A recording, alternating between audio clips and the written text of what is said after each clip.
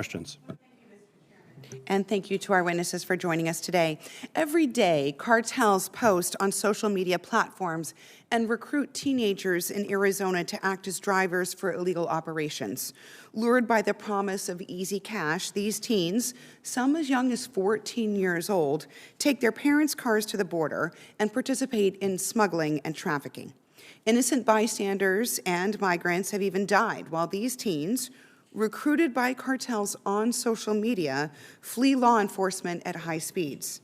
The Department of Homeland Security must do more to crack down on dangerous cartels' use of social media, secure the border, and keep Arizona families safe. My first question is for Ms. Pappas. I apologize. According to my office's conversations with Border Patrol leadership in Arizona, TikTok is the platform that cartels use most frequently to recruit Arizona teens. What steps does TikTok currently take to ensure its algorithms do not promote cartel-sponsored content? And can you tell me why have those efforts not been more effective? Certainly, Senator. So it starts for us with our policies. Obviously, that type of content, any illicit activity, organized crime, including drug cartels, is strictly prohibited from our platform. So in that regard, we work with our trust and safety moderation teams to ensure that we're detecting that content through our technologies and also through human moderation to remove that content when found.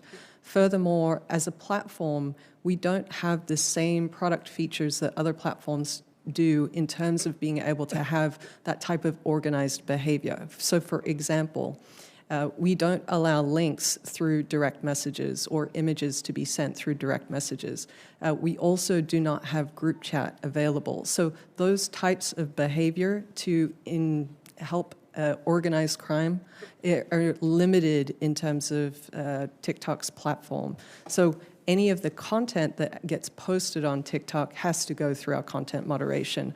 Obviously, our work is never done there, but we're constantly working to identify that content at scale and remove it when found. And all of those numbers are also available through our transparency reports. Thank you. So just a follow-up question then. If you're doing that content moderation and reviewing each of those, the posts, how is it that there are so many efforts that are successful on TikTok to recruit young teens to assist cartels? We're striving to get that number to zero. Obviously, this is a challenging area for everybody in the industry in terms of being able to moderate our platforms, but this is something that we heavily invest in from a technology perspective as well as a people perspective. I'm happy to look into any of those cases, but I do know that when reports have been sent, that content is immediately taken down. Thank you. Mr. Cox, my next question is for you. What is Meta doing both on Facebook and on Instagram to prevent cartels from using your platforms to recruit teens along our southwestern border? Thank you, Senator. This is an important issue. It's sad. I really appreciate your leadership on this issue. We prohibit human trafficking. We prohibit these cartels. We work with law enforcement to identify the names of the cartels. And then we fan out systems to help us find instances of them across our platforms and take them down right away. So my next question is for Ms. Pappas, Mr. Cox, Mr. Mohan, and Mr. Sullivan, the whole panel. As chair of the Border Subcommittee in this committee, I believe it's critical that each of your platforms work with the Department of Homeland Security to identify cartel content and prevent Arizona teens from being targeted for recruitment. So I'd ask you to answer yes or no. When you discover that cartels are using your platforms to recruit, are you willing to commit to sharing that information with the Department of Homeland Security as quickly as possible? Mr. Sullivan. Yes, with the appropriate privacy and oversight, I believe we could do that. Yes, similarly, following a legal process and privacy policy. Yes, Senator, we would cooperate as long as there's a due legal process with the DHS and other law enforcement as well. Similarly, we would commit to that provided privacy and legal concerns were addressed. Thank you.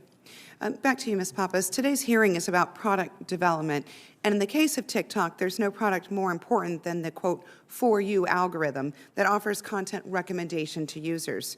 There's a real risk that TikTok could alter its algorithm to promote or censor content on Beijing's behalf, whether that means silencing voices that are critical of China or promoting conspiracies or extremist content. Has TikTok ever altered its algorithm or promoted or downranked content based on the actual or perceived wishes of the Chinese government? No. And in your privacy policy, it says that TikTok, quote, may collect biometric identifiers such as face prints and voice prints. Has the biometric data of an American ever been accessed by or provided to any person located in China? And if not, is biometric data able to be accessed by anyone in China? Let me clarify, because I think biometrics is one that is a topic that is hard to define, and everybody has their own definition of what biometrics means. So I will be clear in how TikTok sees this. We do not use any sort of facial, voice, or audio or body recognition that would identify an individual. So there's no way that we would be able to identify. The way that we use facial recognition, for example, would be if we're putting an effect on the creator's video. So you were uploading a video and you wanted to put sunglasses or dog ears on your video. That's when we do facial recognition. All of that information is stored only in your device, and as soon as it's applied to, like that filter is supplied and posted, that data is deleted. So we don't have that data.